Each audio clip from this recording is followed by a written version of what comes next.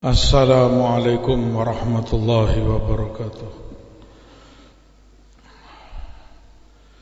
Alhamdulillah, wassalatu wassalamu ala rasulillah wa ala alihi wa sahbihi wa sallama tasliman katsira.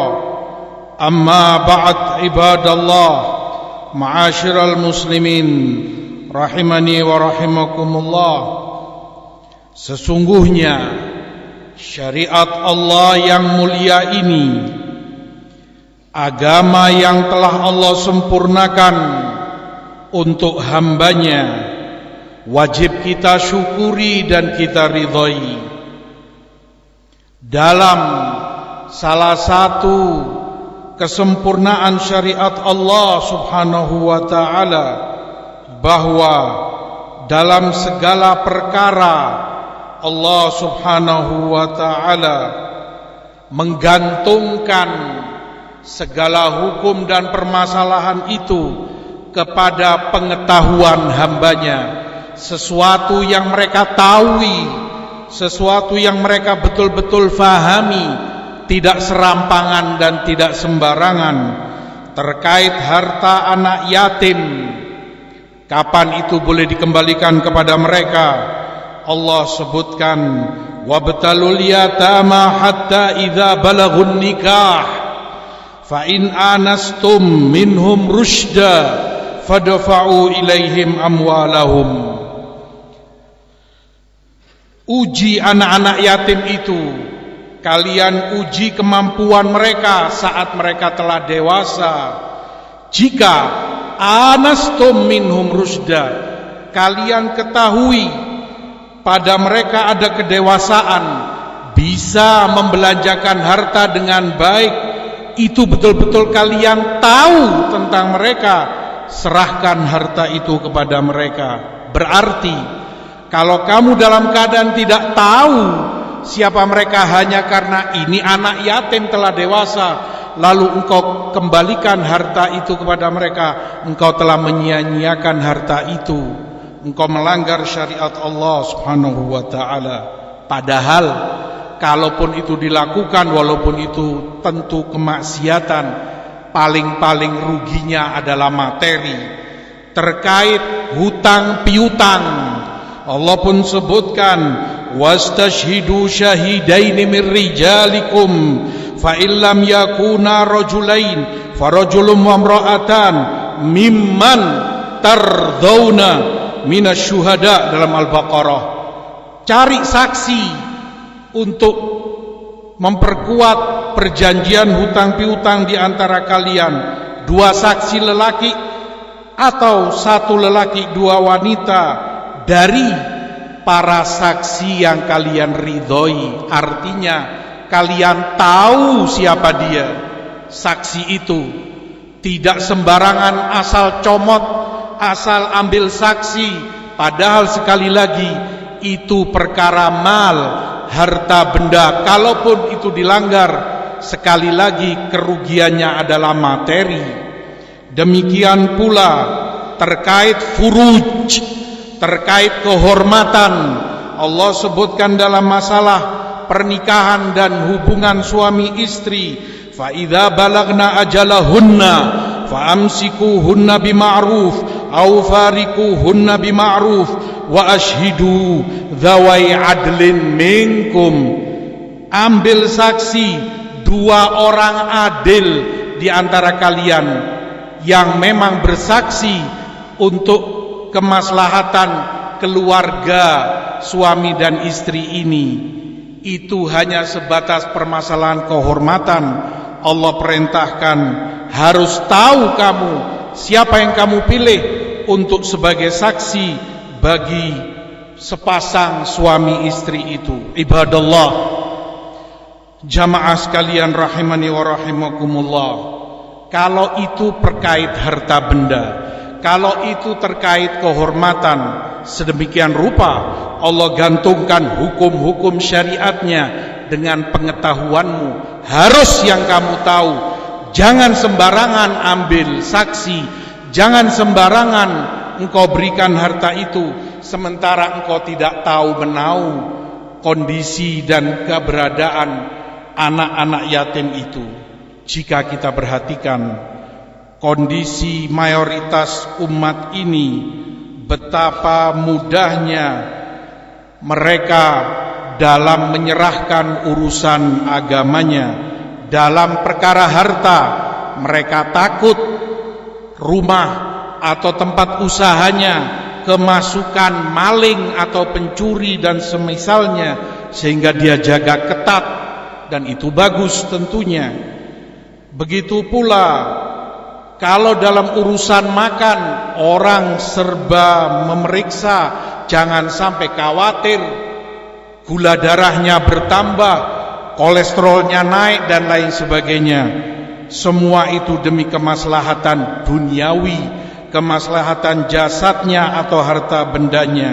Sementara dalam perkara agama, dalam perkara ilmu syar'i, kenyataan pahit menyayat hati setiap muslim ketika kita dapati kebanyakan orang, bahkan yang sebagian mengerti ilmu, bahkan yang sebagian menisbatkan dirinya kepada madhab salaf atau ahlus sunnah, begitu bermudah-mudahan membuka telinganya, mengambil dan mendengar dari orang yang bahkan dia tidak kenal. Dia tidak tahu siapa mereka yang memperdengarkan kepadanya hukum atau ilmu syariat Allah subhanahu wa ta'ala. Padahal itu adalah modal dia yang paling utama dan yang terbesar. Urusannya adalah surga atau nerakanya. Urusannya adalah keselamatan dia dunia dan akhiratnya. Dari perkara ini Imam Muhammad ibnu Sirin rahimahullahu ta'ala mengatakan, inna hadzal ilma din falnduru amman ta'khuduna dinakum. Sungguh ilmu ini adalah agama, karena ilmu yang kamu pelajari, ilmu yang kamu baca, ilmu yang kamu dengarkan akan menentukan agamamu benar atau tidak, perjalanan ibadahmu menuju Allah dan tanggung jawabmu di akhirat kelak.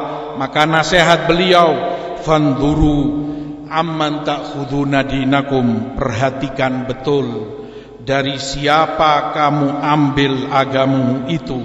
Ucapan Ibnu Sirin ini bukan beliau seorang diri, tetapi banyak yang semakna dengan ini diucapkan a'immatus salaf dari semenjak zaman sahabat.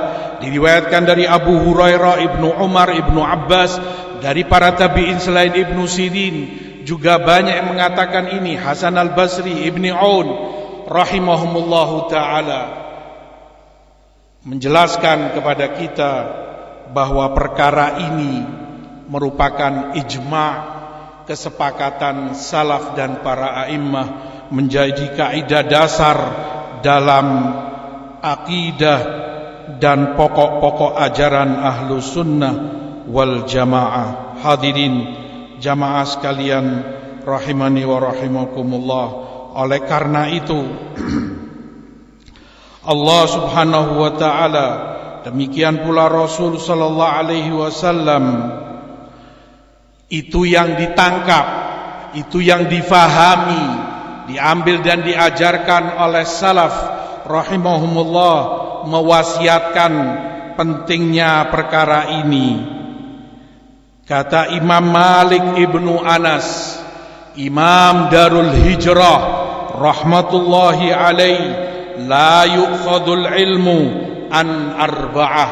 Ilmu itu tidak boleh diambil dari 4 macam orang. La yu'khadul ilm an safi mu'linus safah. Yang pertama dari orang yang safi, orang yang bodoh dan terang-terangan menampakkan kebodohannya itu. Wala amman jurriba alaihil kadhib.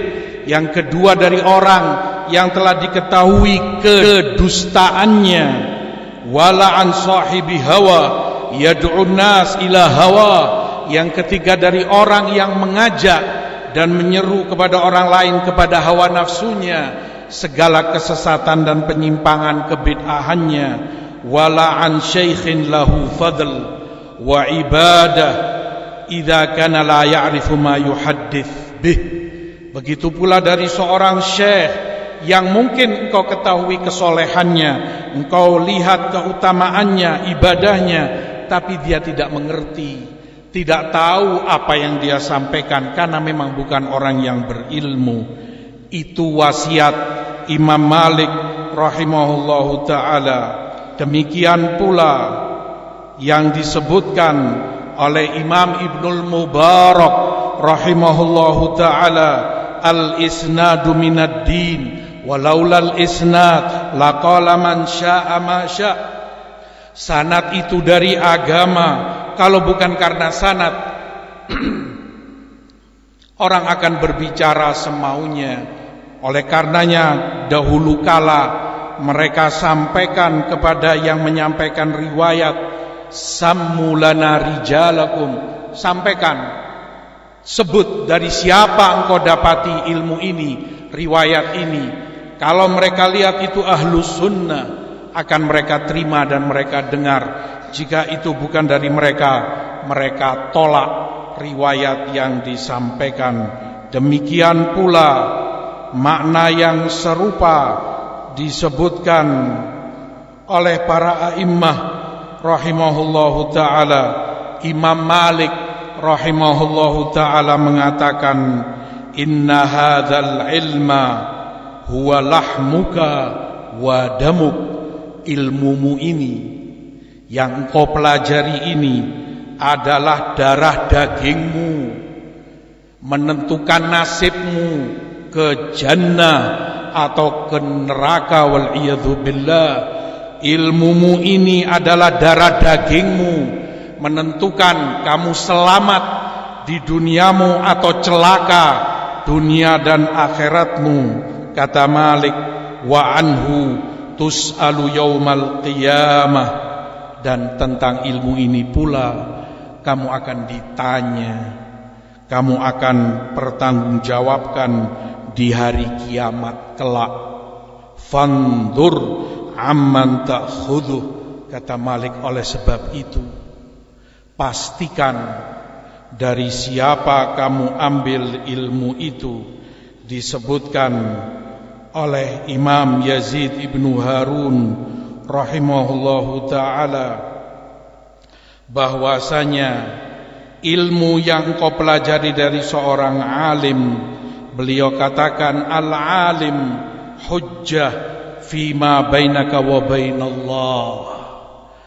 Seorang alim yang kamu ambil ilmu darinya, kamu ambil agamamu darinya, itu mendasari akidahmu, itu mendasari ibadahmu, akhlakmu, dan manhajmu, segala sesuatu tentang agamamu. Seorang alim itu, kata Imam Yazid bin Harun rahimahullah, hujjahmu antara dirimu dengan Allah, akan kamu pertanggungjawabkan itu di hadapan Allah. Kata beliau, fandur amman taj'alu hujjatak, maka perhatikan siapa yang kamu jadikan hujjah antara kamu dengan Allah. Kalau dalam perkara dunia saja, remeh temeh, murah, rendah, orang tidak mau dirugikan, sehingga dalam pengadilan manusia di dunia dia cari lawyer yang terhebat, dia cari pengacara yang akan membela dirinya, menyelamatkan dari tuntutan jaksa atau lawannya, menyelamatkan dirinya dari penjara. Itu hanya hukum dunia. Orang gak sembarangan pilih pengacara. Itu hanya dunia. Ilmumu ini, urusanmu kelak di akhirat, di hadapan Allah subhanahu wa ta'ala. Siapa yang kau jadikan hujjah untuk dirimu? Karena itu kamu akan ditanya dan akan kamu pertanggungjawabkan. Kenapa engkau katakan ini? Mengapa engkau amalkan ini? Dari siapa engkau ambil ilmu ini? Dari siapa engkau pelajari ini? sehingga engkau berani mengatakan ini, engkau berani mengamalkan itu. Hujjahmu antara dirimu dengan Allah adalah seorang alim. Perhatikan, kata Imam Yazid bin Harun, siapa hujjahmu tersebut? Semakna dengan itu disebutkan oleh Imam Muhammad Ibnul Munkadir rahimahullahu ta'ala. Ibadallah, hadirin jamaah sekalian rahimani wa rahimakumullah, jika itu yang diajarkan oleh para ulama salaf, para a'immah kita, maka kewajiban setiap hamba untuk tidak sembarangan dalam membuka telinganya untuk mendengarkan kesana kemari tanpa dia tahu siapa mereka yang dia perdengarkan ilmunya. Jika engkau ditanya, kamu tahu siapa fulan yang kamu ikuti ceramah dan apa yang dia sampaikan? Kamu tahu, kamu kenal dari mana dia belajar, siapa gurunya? Kamu dalam keadaan gak tahu menau, dengan kebodohanmu, dengan kejahilanmu kamu katakan, saya anggap bagus-bagus saja, saya anggap indah dan enak yang dia sampaikan. Ya Abdullah, seberapa ilmumu, seberapa kuat imanmu bisa memilah mana yang hak dan mana yang batil? Para imammu, para pendahulumu, para ulama salaf, ilmu mereka begitu luas dan dalam, iman mereka begitu kuat dan ketakwaannya kepada Allah. Itu pun mereka tutup telinga, tidak berani mendengar dari yang tidak mereka tahu, atau yang mereka tahu itu ahlul bid'ah dan sahibu hawa. Tidak kemudian berani mendengar dari siapa saja, ambil, nanti kita pilah, kita ambil benarnya, kita buang jeleknya. Maha kadaya sa'at turadul ibil.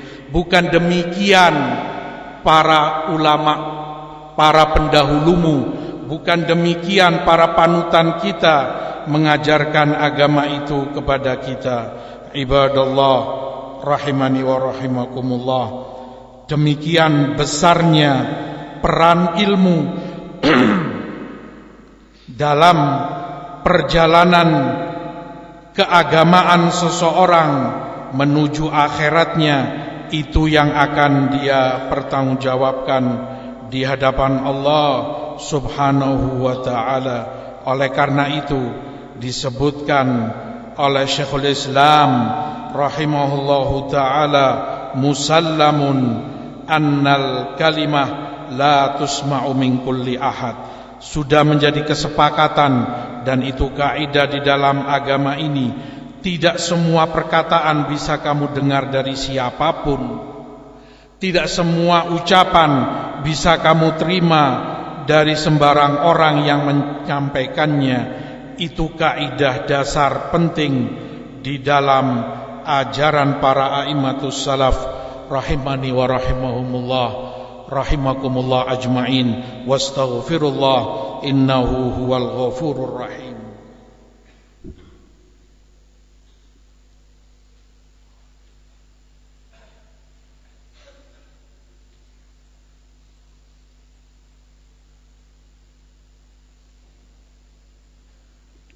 Alhamdulillah, wassalatu wassalamu ala rasulillah wa ala alihi wa sahbihi wa sallama tasliman katsira. Amma ba'd. Ibadallah, hadirin jamaah sekalian rahimani wa rahimakumullah, dari beberapa madarat, bahaya besar ketika ilmu itu diambil, dicomot dari siapa saja tanpa diketahui siapa yang menyampaikannya. Yang pertama, karena itu dengannya akan semakin memperbanyak kejahilan, akan semakin menyebarluaskan kejahilan. Oleh karena itu Rasulullah SAW sebutkan, yukbadul ilm wa yadharul jahlu wal fitan wa yakthurul harj. Di Bukhari sallallahu alaihi wasallam beliau bersabda, ilmu itu akan dicabut dan sebagai gantinya wal'iyadzu billah akan semakin banyak kejahilan dan fitnah. akan terjadi banyak fitnah, akan terjadi perselisihan dan perpecahan serta kebodohan dan banyak harj, pembunuhan di sana sini wal iyadzu billah, akibat ilmu tidak lagi diambil dari ahlinya, para ulama dan ahlul ilm. Yang kedua, manusia, kata Imam Sufyan Ats-Tsauri rahimahullah, ar-rajul ilal ilm ahwaju minhu ilal khubzi wal lahm. Jauh orang itu lebih butuh ilmu ketimbang kepada makannya, dagingnya atau kuenya atau nasinya. Orang lebih butuh kepada ilmu dan jauh lebih membutuhkan ilmu itu. Kalau makanan saja kamu tidak atur dan tidak kamu pilih, mungkin celaka yang kamu timpa bahaya sebatas itu kesehatanmu. Kamu akan sakit, mungkin makanan itu beracun, mungkin makanan itu telah basi. Kamu tidak tahu dan tidak memilahnya, tidak memperhatikan dari mana kamu ambil, dari siapa kamu beli, meracuni tubuhmu, kamu bisa sakit karenanya. Itu makanan. Padahal perkara agama seperti Tsauri katakan jauh lebih kita butuhkan dari makan. Kalau kamu salah alamat, tidak tahu kamu ambil dari mana ilmu itu, kamu sembarangan mendengar dan membacanya, akan lebih parah. Dampaknya yang menjadi rusak adalah agamamu, yang menjadi taruhan iman dan akidahmu. Nas'alullah al-afiyah wassalamah. Yang ketiga, ketika ini tidak diperhatikan kaidah penting dalam ajaran salaf, kesalahan dalam ilmu akan banyak menimbulkan mafsadah, banyak menimbulkan kerusakan dan madarat pada dirimu sendiri atau pada masyarakat di sekitarmu. Akan banyak kemaksiatan dan kerusakan terjadi karenanya. Perhatikan wasiat Imam Al-Auza'i rahimahullahu ta'ala. Beliau bernasihat, ittaqullah ma'syaral muslimin. Wahai segenap kaum muslimin, bertakwalah kalian kepada Allah. Waqbalu nushan nasihin. Maka terimalah nasihat orang-orang yang bernasihat untuk kalian. Wa'idhatal wa'idhin. Terimalah mau'idhah, wejangan dari orang yang ingin baik bagimu.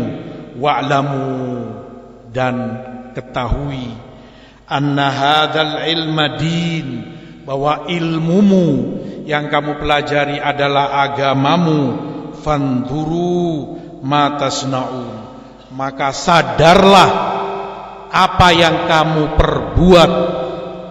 Wa amman ta'khudun, sadari dari siapa ilmu itu kamu ambil, dari siapa kamu mendengarnya, dari siapa kamu pelajarinya.